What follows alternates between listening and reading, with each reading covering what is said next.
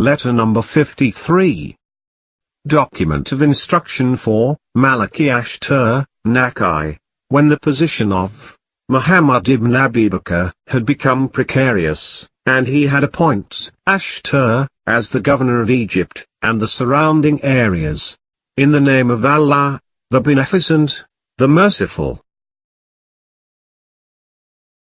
This is what Allah's servant Ali, Amir al-Mu'mineen, has ordered Malik ibn Haris Ashtar in his instrument of appointment for him when he made him governor of Egypt for the collection of its revenues, fighting against its enemies, seeking the good of its people and making its cities prosperous. He has ordered him to fear Allah, to prefer obedience to him, and to follow what he has commanded in his book, Quran, out of his obligatory and elective commands, without following which one cannot achieve virtue, nor can one be evil save by opposing them and ignoring them. And to help Allah the Glorified, with his heart, hand and tongue, because Allah whose name is sublime takes the responsibility for helping him who helps him, and for protecting him who gives him support.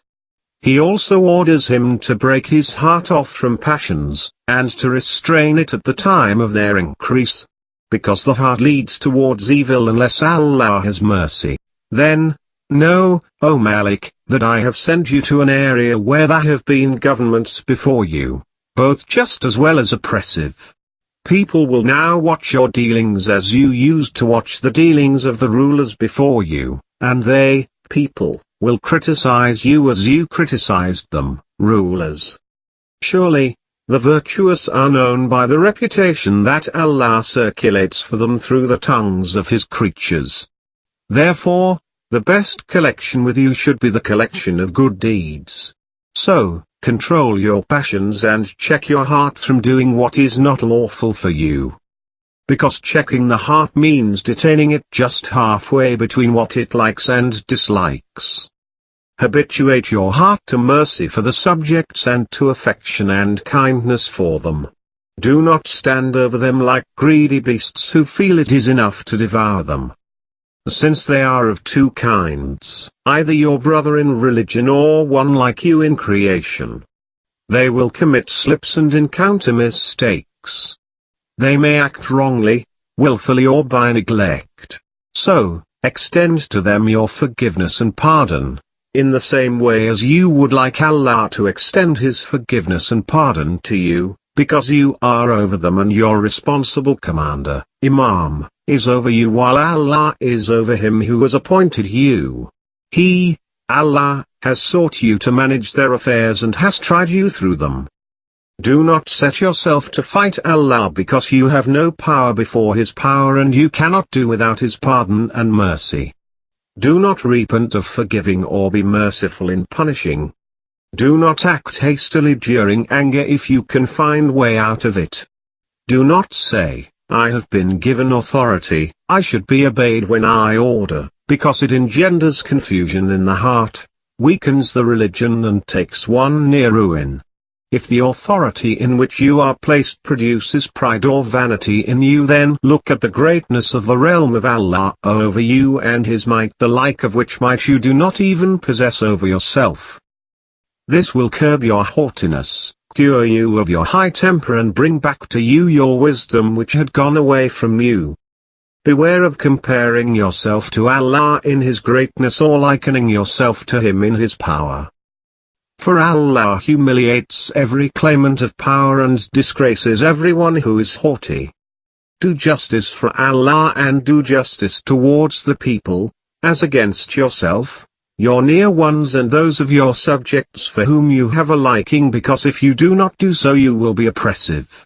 And when a person oppresses the creatures of Allah, then, instead of his creatures, Allah becomes his opponent, and when Allah is the opponent of a person he tramples his plea, and he will remain in the position of being at war with Allah, until he gives it up and repents. Nothing is more inducive of the reversal of Allah's bounty or for the hastening of his retribution than continuance in oppression, because Allah hears the prayer of the oppressed and is on the lookout for the oppressors. Ruling should be in favor of the people as a whole. The way most coveted by you should be that which is the most equitable for the right, the most universal by way of justice, and the most comprehensive with regard to the agreement among those under you, because the disagreement of the common people sweeps away the arguments of the chiefs, while the disagreement of the chiefs can be disregarded when compared with the agreement of the common people. No one among those under you is more burdensome to the ruler in times of ease, less helpful in distress, more disliking of equitable treatment, more importunate in asking favors, less thankful when given anything, less appreciative of reasons at the time of refusal, and weaker in endurance at the time of the discomforts of life than the chiefs. It is the common people of the community who are the pillars of the religion, the power of the Muslims and the defense against the enemies. Your leanings should therefore be towards them and your inclination with them. The one among the people under you who is furthest from you and the worst of them in your view should be he who is the most inquisitive of the shortcomings of the people, because people do have shortcomings and the ruler is the most appropriate person to cover them. Do not disclose whatever of it is hidden from you, because your obligation is to correct what is manifest to you, while Allah will deal with whatever is hidden from you. Therefore, cover shortcomings so far as you can. Allah would cover those of your shortcomings which you would like to remain under cover from your subjects. Unfasten every knot of hatred in the people, and cut away from yourself the cause of every enmity. Feign ignorance from what is not clear to you. Do not hasten to second a backbiter, because a backbiter is a cheat although he looks like those who wish well. Counselors. Do not include among those you consult a miser who would keep you back from being generous and caution you against destitution, nor a coward who would make you feel too weak for your affairs, nor a greedy person who would make beautiful to you the collection of wealth by evil ways. This is because miserliness, cowardice and greed are different qualities that an unfavorable opinion of Allah brings together. The worst minister for you is he who has been a minister for mischievous persons before you, and who joined them in sins. Therefore, he should not be your chief man, because they are abettors of sinners and brothers of the oppressors. You can find good substitutes for them who will be like them in their views and influence, while not being like them in sins and vices. They have never assisted an oppressor in his oppression or a sinner in his sin. They will give you the least trouble and the best support. They will be most considerate towards you and the least inclined towards others. Therefore, make them your chief companions in privacy as well as in public. Then, more preferable among them for you should be those who openly speak better truths before you and who support you least in those of your actions which Allah does not approve in His friends, even though they may be according to your wishes. Associate yourself with God-fearing and truthful people, then educate them, so that they should not praise you or please you by reason of an action you did not perform, because an excess of praise produces pride and drives you near haughtiness. The virtuous and the vicious should not be in equal position before you, because this means dissuasion of the virtuous from virtue and persuasion of the vicious to vice. Keep everyone in the position which is his. You should know that the most conducive thing for the good impression of the ruler on his subjects is that he should extend good behavior towards them, lighten their hardships, and avoid putting them to unbearable troubles. You should therefore, in this way, follow a course by which you will leave a good impression with your subjects, because such good ideas will relieve you of great worries. Certainly, the one most entitled to have a favorable impression of you is he whom you have treated well. And the one most entitled to have a bad opinion of you is he whom you have treated badly. Do not discontinue the good practices which the earlier people of this community had acted upon, by virtue of which there was general unity and through which the subjects prospered. Do not innovate any line of action which injures these earlier practices, because, in that case, The reward for those who had established those practices will continue, but the burden for discontinuing them will be on you. Keep on increasing your conversations with the scholars and discussions with the wise to stabilize the prosperity of the areas under you, and to continue with that in which your predecessors had established. Know that the people consist of classes who prosper only with the help of one another. And they are not independent of one another. Among them are the army of Allah, then the secretarial workers of the common people and the chiefs, then the dispensers of justice, then those engaged in law and order. Then the payers of head tax, jizya, and land tax, kharaj, from the protected unbelievers and the common Muslims. Then there are the traders and the men of industry, and then the lowest class of the needy and the destitute. Allah has fixed the share of every one of them, and laid down his precepts about the limits of each in his book, Quran, and the Sunnah of his Prophet by way of a settlement which is preserved with us. Now the army is, by the will of Allah, the fortress of the subjects, the ornament of the ruler, the strength of the religion and the means of peace. The subjects cannot exist without them, while the army can be maintained only by the funds fixed by Allah in the revenues, through which they acquire the strength to fight the enemies, on which they depend for their prosperity, and with which they meet their needs.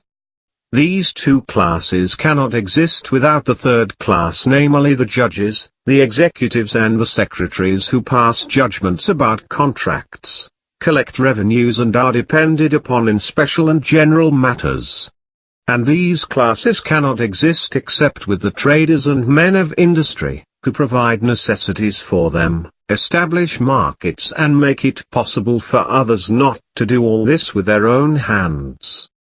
Then is the lowest class of the needy and the destitute supportive and help for whom is an obligation, and every one of them has a share in livelihood in the name of Allah. Every one of them has a right on the ruler according to what is needed for his prosperity. The ruler cannot acquit himself of the obligations laid on him by Allah in this matter except by striving and seeking help from Allah, and by training himself to adhere to the right, and by enduring on that account all that is light or hard. Put in command of your forces the man who in your view is the best well-wisher of Allah, his Prophet and your Imam. The chastest of them in heart and the highest of them in endurance is he who is slow in getting enraged, accepts excuses, is kind to the weak and is strict with the strong. Violence should not raise his temper and weakness should not keep him sitting. Also associate with considerate people from high families, virtuous houses and decent traditions, then people of courage, valor, generosity and benevolence, because they are repositories of honor and springs of virtues. Strive for their matters as the parents strive for their child. Do not regard anything that you do to strengthen them as big, nor consider anything that you have agreed to do for them as little, so as to give it up, even though it may be small, because this will make them your well-wishers and create a good impression of you. Do not neglect to attend to their small matters, confining yourself to their important matters, because your small favors will also be of benefit to them while the important ones are such that they cannot ignore them. That commander of the army should have such a position before you that he renders help to them equitably and spends from his money on them and on those of their families who remain behind, so that all their worries converge on the one worry for fighting the enemy. Your kindness to them will turn their hearts to you. The most pleasant thing for the rulers is the establishment of justice in their areas, and the manifestation of the love of their subjects. But the subjects' love manifests itself only when their hearts are clean. Their good wishes prove correct only when they surround their commanders, to protect them. Do not regard their positions to be a burden over them and do not keep watching for the end of their tenure. Therefore, be broad-minded in regard to their desires, continue praising them and recounting the good deeds of those who have shown such deeds, because the mention of good actions shakes the brave and rouses the weak, if Allah so wills. Appreciate the performance of every one of them, do not attribute the performance of one to the other, and do not minimize their reward below the level of the performance. The high position of a man should not lead you to regard his small deeds as big, nor should the low position of a man make you regard his big deeds as small.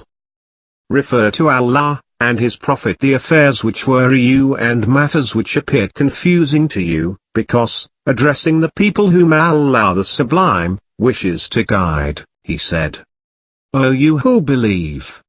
Obey Allah, and obey the Prophet and those vested with authority from among you, and then if you quarrel about anything refer it to Allah and the Prophet if you believe in Allah, and in the last day of judgment. Referring to Allah means to act according to what is clear in His book, and referring to the Prophet means to follow his unanimously agreed sunnah in regard to which there are no differences. For the settlement of disputes among people select him who is the most distinguished of your subjects in your view. The cases, coming before him, should not vex him, disputation should not enrage him. He should not insist on any wrong point, and should not grudge accepting the truth when he perceives it. He should not lean towards greed and should not content himself with a cursory understanding of a matter, without going thoroughly into it. He should be most ready to stop, to ponder, on doubtful points. Most regardful of arguments. Least disgusted at the quarrel of litigants, most patient at probing into matters and most fearless at the time of passing judgment. Praise should not make him vain and elation should not make him lean to any side. Such people are very few.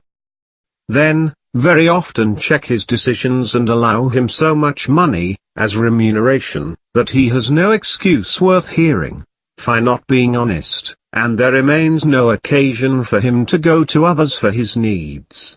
Give him that rank in your audience for which no one else among your chiefs aspires, so that he remains safe from the harm of those around you. You should have a piercing eye in this matter, because this religion has formerly been a prisoner in the hands of vicious persons when action was taken according to passion, and worldly wealth was sought. Thereafter, look into the affairs of your executives. Give them appointment after tests and do not appoint them according to partiality or favoritism, because these two things constitute sources of injustice and unfairness. Select from among them those who are people of experience and modesty, hailing from virtuous houses, having been previously in Islam, because such persons possess high manners and untarnished honor. They are the least inclined towards greed and always have their eyes on the ends of matters. Give them an abundant livelihood, by way of salary, because this gives them the strength to maintain themselves in order and not to have an eye upon the funds in their custody, and it would be an argument against them if they disobeyed your orders or misappropriated your trust. You should also check their activities and have people who report on them who should be truthful and faithful, because your watching their actions secretly will urge them to preserve trust with and to be kind to the people. Be careful of assistants. If any one of them extends his hands towards misappropriation and the reports of your reporters reaching you confirm it, that should be regarded enough evidence. You should then inflict corporal punishment on him and recover what he has misappropriated. You should put him in a place of disgrace, blacklist him with the charge of misappropriation and make him wear the necklace of shame for his offense. Look after the revenue, khuraj and tax affairs in such a way that those engaged in it remain prosperous, because in their prosperity lies the prosperity of all others. The others cannot prosper without them, because all people are dependent on revenue and its payers. You should also keep an eye on the cultivation of the land more than on the collection of revenue, because revenue cannot be had without cultivation, and whoever asks for revenue without cultivation, ruins the area and brings death to the people. His rule will not last only a moment. If they complain of the heaviness of the revenue, or of diseases, or dearth of water, or excess of water, or of a change in the condition of the land either due to flood or to drought, you should remit the revenue to the extent that you hope will improve their position. The remission granted by you for the removal of distress from them should not be grudged by you, because it is an investment which they will return to you in the shape of the prosperity of your country and the progress of your domain, in addition to earning their praise and happiness for meting out justice to them.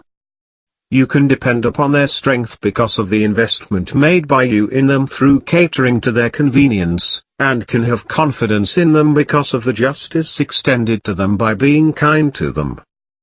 After that, circumstances may so turn that you may have to ask for their assistance, when they will bear it happily, for prosperity is capable of hearing whatever you load on it. The ruin of the land is caused by the poverty of the cultivators. While the cultivators become poor and the officers concentrate on the collection of money, having little hope for continuance in their posts, and deriving no benefit from objects of warning, then you should take care of your secretarial workers. Put the best of them in charge of your affairs. Entrust those of your letters which contain your policies and secrets to him who possesses the best character, who is not elated by honors, lest he dares speak against you in common audiences. He should also not be negligent in presenting the communications of your officers before you and issuing correct replies to them on your behalf and in matters of your receipts and payments. He should not make any damaging agreement on your behalf, and should not fail in repudiating an agreement against you. He should not be ignorant of the extent of his own position in matters, because he who is ignorant of his own position is, even, more ignorant of the position of others. Your selection of these people should not be on the basis of your understanding of them, confidence and your good impression, because people catch the ideas of the officers through affectation and personal service. And there is nothing in it which is like well-wishing or trustfulness. You should rather test them by what they did under the virtuous people before you. Take a decision in favor of one who has a good name among the common people and is the most renowned in trustworthiness. Because this will be a proof of your regard for Allah, and for him on whose behalf you have been appointed to this position, namely your Imam. Establish one chief for every department of work. He should not be incapable of big matters, and a rush of work should not perplex him. Whenever there is a defect in your secretaries which you overlook, then you will be held responsible for it. Now take some advice about traders and industrialists.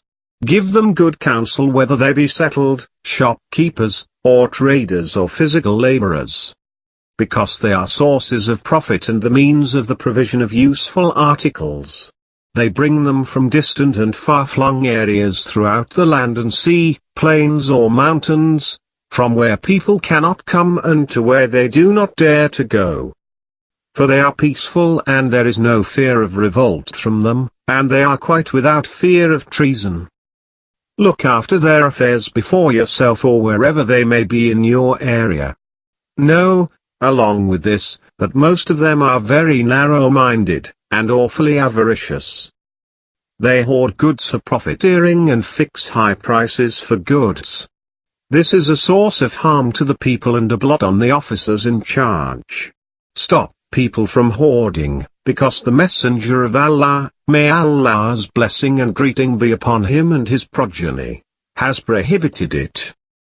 The sale should be smooth, with correct weights and prices, not harmful to either party, the seller or the purchaser. Whoever commits hoarding after you prohibit it, give him exemplary but not excessive punishment. Fear Allah, and keep Allah in view in respect of the lowest class. consisting of those who have few means, the poor, the destitute, the penniless and the disabled, because in this class are both the self-contained needy and those who beg. Take care for the sake of Allah of His obligations towards them for which He has made you responsible. Fix for them a share from the public funds and a share from the crops of lands taken over as booty for Islam in every area, because in it the remote ones have the same shares as the near ones. All these people are those whose rights have been placed in your charge. Therefore, a luxurious life should not keep you away from them. You cannot be excused for ignoring small matters because you were deciding big problems. Consequently, do not be unmindful of them, nor turn your face from them out of vanity. Take care of the affairs of those of them who do not approach you among those who are looked at with contempt and whom people regard as low. Appoint for them some trusted people who are God-fearing and humble. They should inform you of these people's conditions. Then deal with them with a sense of responsibility to Allah on the day you will meet Him, because of all the subjects these people are the most deserving of equitable treatment, while for others also you should fulfill their rights so as to render account to Allah. Take care of the orphans and the aged who have no means for livelihood, nor are they ready for begging. This is heavy on the officers. In fact, every right is heavy. Allah lightens it for those who seek the next world.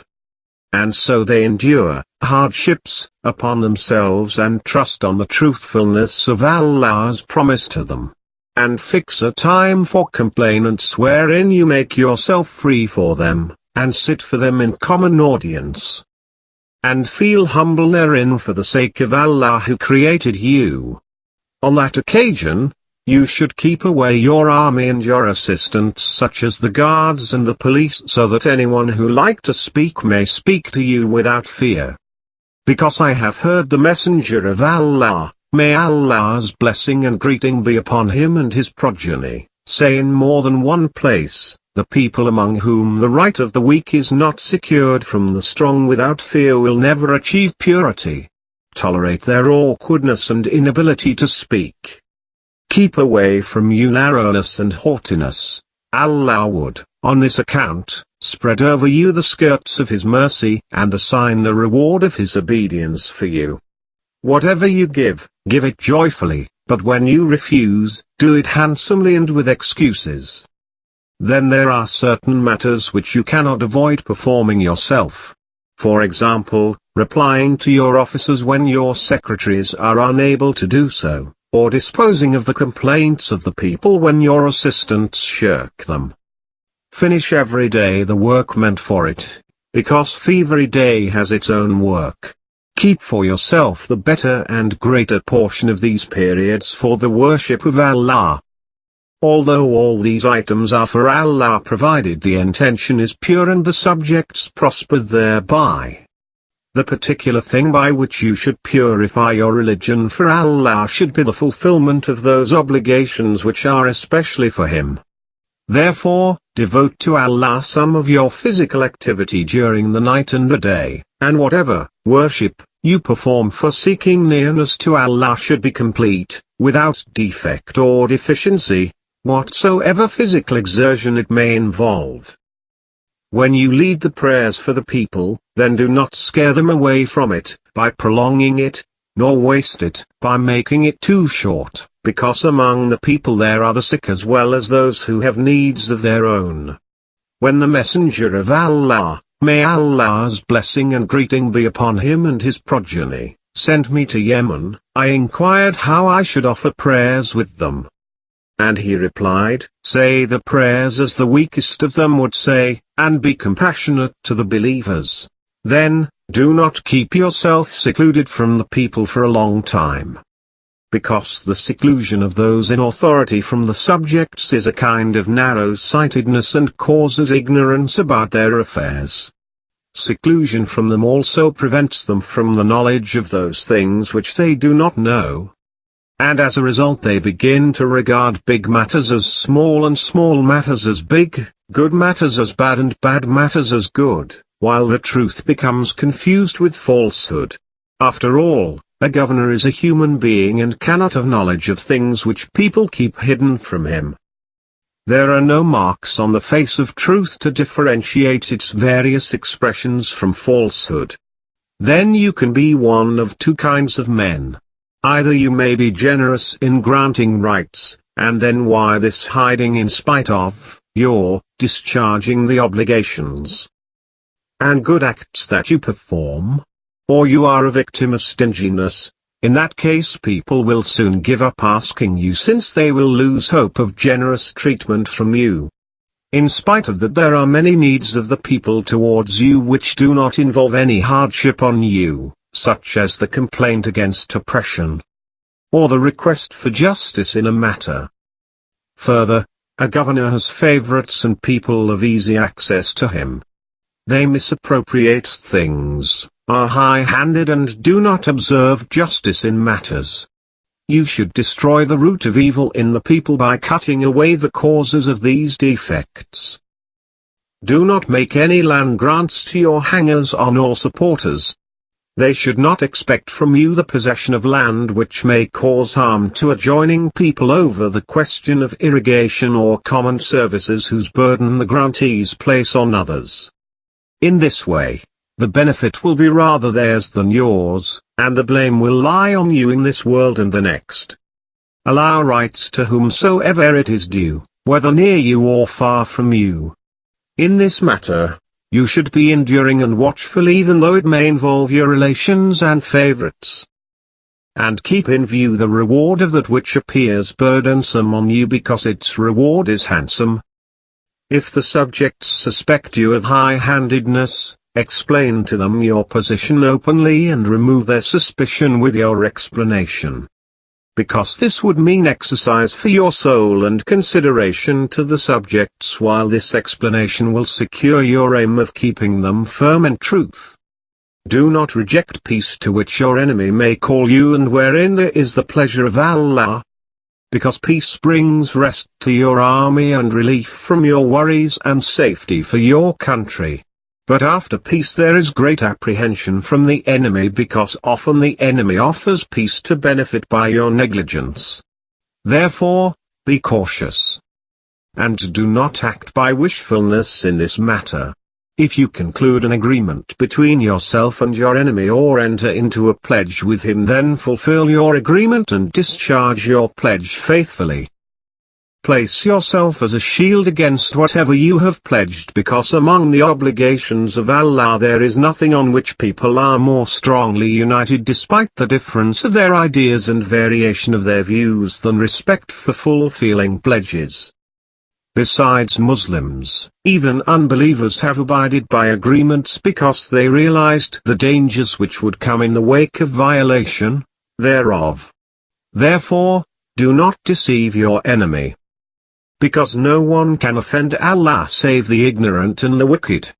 Allah made his agreement and pledged the sign of security which he has spread over his creatures through his mercy, and an asylum in which they stay in his protection and seek the benefit of nearness to him. Therefore, there should be no deceit, cunning or duplicity in it.